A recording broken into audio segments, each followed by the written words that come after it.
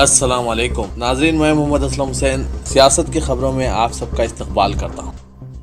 विश्व हिंदू परिषद ने कहा है कि दर्जे फरीस अक़वाम वो लोग हैं जिन्हें तारीख़ी एतबार से इनकी ज़ातों की वजह से महरूम रखा गया है, जबकि इब्राहिमी मज़ाहिब दावा करती है कि इनके पास ज़ात पात की कोई तफरीक नहीं है, इसलिए इन्हें तहफ़्फ़ुज़ात नहीं देने चाहिए। वीएचपी ने कहा कि वो मरकज़ की जानिब से मुक़र्रर करदा कमीशन के मुशावरती अमल में सरगर्मी से हिस्सा लेगी ताकि इसे मुनासिब नतीजे पर पहुंचने में मदद दी जा सके। साबिक़ chief justice of India K G. Balakrishnan की क़यादत में ये कमीशन तश्कील दिया गया है ताकि नए अफराद को एसटी दर्जा देने का जायज़ा लिया जा सके, जिनका ताल्लुक तारीख़ी एतबार से दर्जे फहरिस्त अक़वाम से है, लेकिन वो दूसरे मज़ाहिब में शामिल हो गए हैं। विश्व हिंदू परिषद के मरकज़ी कारगुजार सदर आलोक कुमार ने कहा है कि 1950 में दस्तूरी हुक्म जारी करते हुए वाज़ेह किया गया था कि सिर्फ हिंदू दर्जे फहरिस्त अक़वाम को ही तहफ़्फ़ुज़ात के फ़वाइद दिए जाएंगे, लेकिन इसके बावजूद ईसाई मिशनरीज़ और इस्लामी तंजीमें यह सहूलत मजहब तब्दील करने वाले दर्जे फहरिस्त अक़वाम के अफराद को देने का गैर माक़ूल मुतालबा कर रही है। हम इस तरह दर्जे फहरिस्त अक़वाम के दस्तूरी हुकूक़ छीनने की इजाज़त नहीं देंगे। स्वदेशी जागरण मंच ने भूख के बारे में आलमी रिपोर्ट की मजम्मत करते हुए इसे शरपसंदाना करार दिया है और मरकजी हुकूमत को कहा है कि वो हिंदुस्तान को बदनाम करने के लिए शायद इस रिपोर्ट के इशात कुनिंदगान के खिलाफ कार्रवाई करें।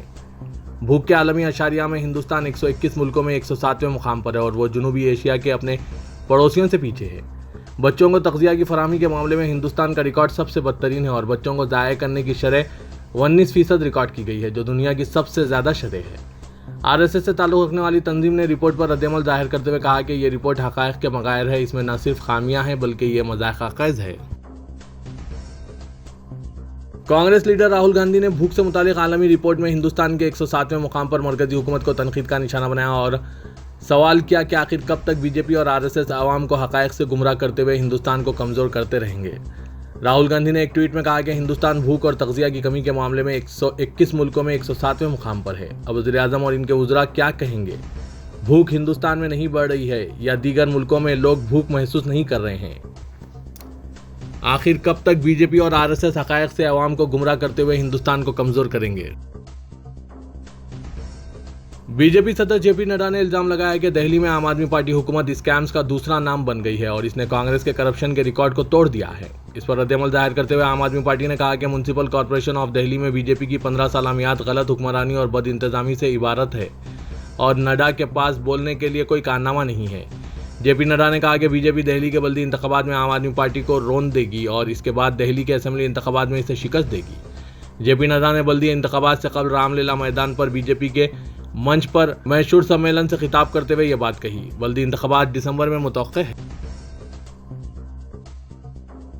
मुल्क में मदरसों को बदनाम करने के लिए चलाई जा रही मुहिम पर सख्त नाराजगी जाहिर करते हुए समाजवादी पार्टी के रुकने पार्लियामेंट एसटी हसन ने कहा है कि मदरसों की बदनामी एक एजेंडे का हिस्सा है, लेकिन हमारा सवाल यही है कि क्या आज तक हिंदुस्तान के मदरसों में एक भी हथियार मिला है? AK-47 तो जाने दीजिए, वहां से एक चाकू तक नहीं मिलेगा। इसके बावजूद इन इदारों को महज बदनाम करने के लिए बांधा जा रहा है, इसका सर्वे किया जा रहा है। मरकज महंगाई पर काबू पाने के लिए रिजर्व बैंक ऑफ इंडिया के मालियाती इक़दाम की तकमील के लिए इक़दाम करता रहेगा। अब वो रियासतों को भी इनकी हिमायत के लिए आमादा कर सकता है, क्योंकि 10 रियासतों में सितंबर के दौरान 7.41% की कौमी औसत से ज़्यादा अफरात-ए-ज़र है। इस मामले से वाकिफ़ एक अहलकार ने नाम न जाहिर करने की दरख्वास्त पर कहा कि मुख्तलिफ रियासतों में महंगाई की शरह मुख्तलिफ है, जो दिल्ली में 4% से लेकर मगरबी बंगाल में 9.5% तक है, जिसकी एक वजह रियासती सतह की पॉलिसियाँ हैं जो कि साल ब साल आदाद-ओ-शुमार में दिखाए गए हैं। इसलिए मजमूई अफरात-ए-ज़र पर काबू पाने में इनकी फ़ाल शिरकत की भी ज़रूरत है। एहलकार ने कहा कि मरकज़ी बैंक की तरफ से अपनाई गई मॉनिटरी पॉलिसी और शरह सूद का इंतज़ाम अफरात-ए-ज़र के दबाव को काबू में रखने के लिए काफ़ी नहीं है। मरकज़ मुख्तलिफ मालियाती इक़दाम जैसे एक्साइज और कस्टम ड्यूटी के एडजस्टमेंट के साथ इसकी तकमील कर रहा है, लेकिन रियासतों को भी सप्लाई के दबाव को कम करने में अपना हिस्सा अदा करना चाहिए।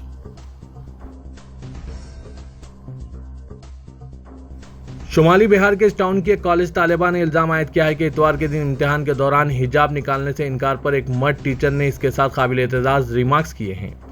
यह वाक़या महंत दर्शन दास महिला कॉलेज में पेश आया, जो आमतौर पर MDDM कहलाता है। ये कॉलेज शहर के मथनपुरा इलाके में वाक़ है, जहाँ इंटरमीडिएट तलबा सैनिट अप टेस्ट देने के लिए आए थे।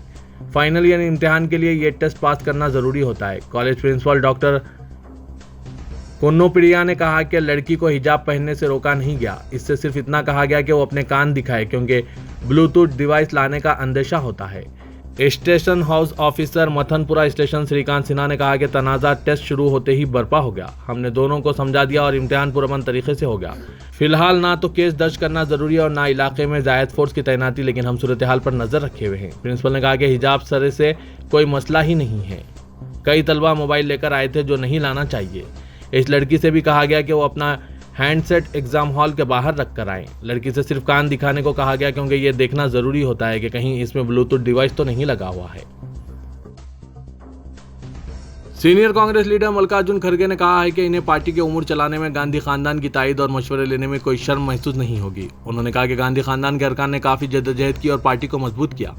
सीनियर लीडर ने कहा कि वो इस चुनाव में मंदोबीन के उम्मीदवार हैं। शशि थरूर ने कहा कि सोनिया गांधी ने तंजीम में 20 साल काम किया है। राहुल गांधी भी सदर रहे। उन्होंने पार्टी के लिए जद्दोजहद की। सहाफियों से बातचीत करते हुए उन्होंने नेहरू गांधी खानदान के बेपनाह ताउन को नुमाया किया और कहा कि जवाहरलाल नेहरू से लेकर इंदिरा गांधी, राजीव गांधी और सोनिया गांधी तक इस खानदान ने मुल्क के लिए कुर्बानियां पेश की। फलस्तीनी अथॉरिटी के सरबराह महमूद अब्बास ने रूसी सदर पुतिन से मुलाकात की और अमेरिका के बारे में बात करते हुए कहा कि इनका अमेरिकी हुक्काम पर कोई भरोसा और एतमाद नहीं है। अमेरिकी हुक्काम ने महमूद अब्बास के बयान पर अमेरिकी सदर की नाराजगी के पैगाम को महमूद अब्बास के मुशीरों तक पहुंचा दिया। मीडिया की रिपोर्ट के मुताबिक कजाकिस्तान में हुए सेका इजलास के दौरान महमूद अब्बास और पुतिन की मुलाकात हुई थी, जिसमें महमूद अब्बास ने कहा था कि अमेरिका खुल्ला तौर पर इजराइल की हिमायत कर रहा है और हमें मजीद इजराइल के साथ तनाज़े के हल के लिए अमेरिका की सालिसी पर यकीन नहीं रहा।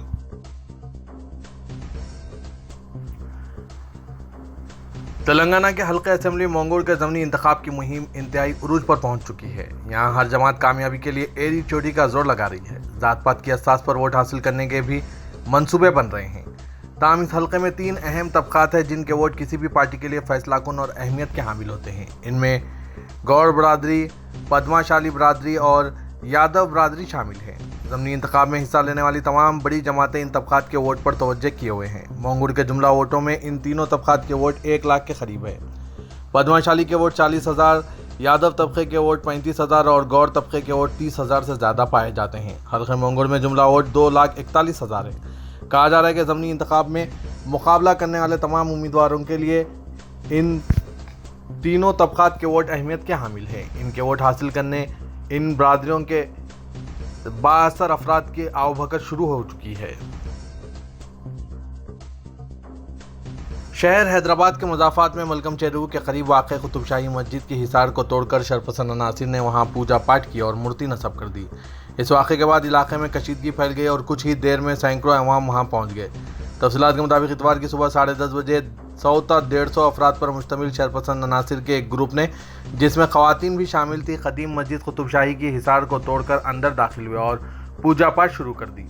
कुछ ही देर में वहां एक मूर्ति भी नस्ब कर दी गई। इस हरकत को देखकर मस्जिद कमेटी अरकान ने मुकामी पुलिस और तेलंगाना स्टेट वक्फ बोर्ड के ओहदेदारों को आगाह किया और कुछ ही देर में रायदुर्गम पुलिस वहां पहुंच गई और दोनों ग्रुप्स के तसादुम को रोक दिया। दरेसना मस्जिद के हिसार को तोड़कर शरपसंद अनासिर अंदर दाखिल होने का वीडियो सोशल मीडिया पर वायरल हो गया, जिसके नतीजे में मुकामी व अतराफ व इकनाफ इलाकों के मुसलमानों ने वहां पहुंचकर इस हरकत के खिलाफ अपना एहतजाज दर्ज करवाया, जबकि तेलंगाना स्टेट वक्फ बोर्ड की स्पेशल टास्क फोर्स के ओहदेदार भी वहां पहुंच गए। मस्जिद के सदर अमानुल्लाह खान ने बताया कि मस्जिद कुतुबशाही की अराजी पर कब्जा करने की कोशिश की जा रही है, जबकि इस अराजी पर कभी भी मंदिर का वजूद नहीं था, जबकि इसको फिरके वाराना रंग देने की कोशिश की जा रही है। वक्फ बोर्ड के हुक्काम ने मुआयना करने के बाद बताया कि कुतुबशाही मस्जिद सर्वे नंबर 82 मलकम चेरू में वाक़ है और मस्जिद की अराजी की हदबंदी के लिए महकूमा माल GHMC की मदद हासिल की जा रही है। रियासत तेलंगाना में रोड इंफ्रास्ट्रक्चर को मजीद मौसर और मुस्तहकम बनाने की हुकूमत की कोशिशों के हिस्से के तौर पर 3 नए फ्लाईओवर्स का बहुत जल्द इफ्तिताह किया जा सकता है। हुकूमत स्ट्रैटेजिक रोड डेवलपमेंट मंसूबे के तहत हैदराबाद को आलमी मियार का शहर बनाना चाहती है, जिसके तहत फ्लाईओवर्स की तामीर पर ज़्यादा तवज्जो दी जा रही है। पूरी तवज्जो के साथ तवील मुद्दती तकाज़ों को पेश नज़र रखते हुए ट्रैफिक मसाइल को हल करने और ट्रैफिक के बहाव को बेहतर बनाने इस प्रोजेक्ट के तहत शहर और मज़ाफ़ात की सड़कों को बेहतर बनाया जा रहा है और फ्लाईओवर्स व अंडरपास भी तामीर किए जा रहे हैं। आइंदा चंद महीनों में 3 नए फ्लाईओवर्स का इफ्तिताह अमल में लाया जाएगा। GHMC ओहदेदारों के बमुजिब नागुल फ्लाईओवर का माह अक्टूबर ही में इफ्तिताह अमल में लाया जा सकता है। इसके अलावा शिल्पा लेआउट फ्लाईओवर की तामीर माह नवंबर में और कुत्तागुड़ा फ्लाईओवर की तामीर दिसंबर में मुकम्मिल हो सकती है। नागुल फ्लाईओवर के जरिए शहर के मशरक़ी हिस्से में ट्रैफिक के बहाव को आसान और सहल बनाने में मदद मिल सकती है। तश्कील तेलंगाना के बाद रियासत में ग्रुप 1 के जरिए तकर्रुरात के लिए पहले इम्तिहान का कामयाब इनेकाद अमल में लाया गया। रियासत में 1019 इम्तिहानी मराकिज़ पर ग्रुप 1 इम्तिहान के लिए तेलंगाना पब्लिक सर्विस कमीशन ने इंतजाम किए थे और उम्मीदवारों को क़ब्ल अज़ वक्त इम्तिहानी मराकिज़ पहुँचने की हिदायत दी गई थी। तेलंगाना पब्लिक सर्विस कमीशन के मुताबिक इन इम्तिहानात में मजमूई एतबार से 75% यानी 2,86,051 उम्मीदवारों ने शिरकत की। ज़राए के मुताबिक इम्तिहानात के नतायज अंदरून 2 माह जारी किए जाएंगे। नतायज की इजराई के बाद मेन इम्तिहान की तारीख का ऐलान किया जाएगा।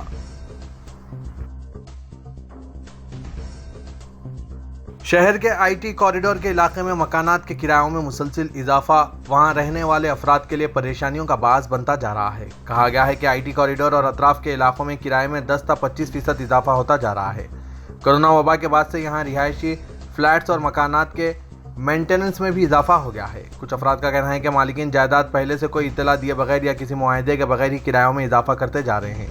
कहा गया है कि इस इलाके में साबिक की बनिस्बत फ्लैट्स और मकानात की तलब में भी इजाफा हो गया है। 1 साल कबल ही इस इलाके में कई इमारतें खाली थी और मालिकीन किराएदारों को तलाश कर रहे थे। ताहम गुज़िश्ता 6 माह में इस इलाके में मकानात व फ्लैट्स की तलब में इजाफा हो गया है। हाईटेक सिटी से 4 किलोमीटर के फासले पर मकानात और फ्लैट्स की डिमांड में इजाफा हुआ है। आईटी कंपनियों के मुलाजमीन और दीगर अफराद इस इलाके में क़याम को तरजीह दे रहे हैं। चूँकि तलब में इजाफा हुआ है इसलिए मालिकीन की जानिब से किरायों में भी इजाफा कर दिया गया है।